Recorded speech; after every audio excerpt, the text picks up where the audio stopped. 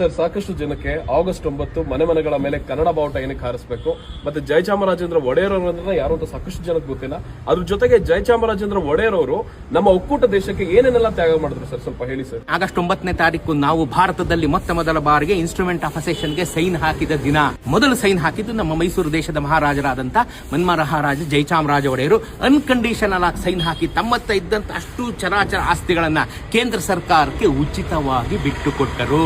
For example CFTI ಅರಮನೆ ತಗೋಬೇಕಾದ್ರೆ ಖುದ್ದು ನೆಹರು ಬಂದು ಇಳಿತಾರೆ, ಅದನ್ನ ಸೈನ್ ಹಾಕಿ ತಗೊಂಡಾಗ ₹1 ತಗೊಂಡಿದ್ದಾರೆ. ಮೈಸೂರು ಮಹಾರಾಜರ ತ್ಯಾಗ ಎಣಿಸಲು ಅಸಾಧ್ಯವಾದಂತ ತ್ಯಾಗ.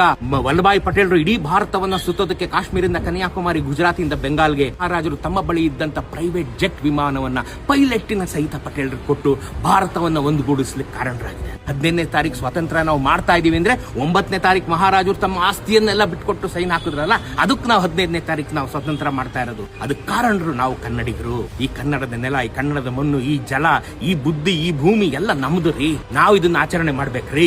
ನಾವು ಇದನ್ನ ಆಚರಣೆ ಮಾಡಿ ಮುಂದಿನ ತಲೆಮಾರಿಗೆ ನಾವು ಹೇಳಬೇಕು. 9ನೇ ತಾರೀಕು ನಾವೆಲ್ಲ ಸಂಗೊಳ್ಳಿ ರಾಯಣ್ಣ ಸರ್ಕಲ್ ನಲ್ಲಿ ಕರ್ನಾಟಕ ವಿಜಯ ಸೇನೆಯಿಂದ 2,000 ಬಾವುಟಗಳನ್ನು ಹಂಚುವಂತ ಕಾರ್ಯಕ್ರಮ ಇಟ್ಕೊಂಡಿದೀವಿ. ನೀವು ತಪ್ಪದಂತೆ ಬಂದು ಈ ಕಾರ್ಯಕ್ರಮದಲ್ಲಿ ಭಾಗವಹಿಸಿ ನಿಮ್ಮ ಜೀವನವನ್ನ ಧನ್ಯವಾಗಿಸಿಕೊಡ್ರಿ.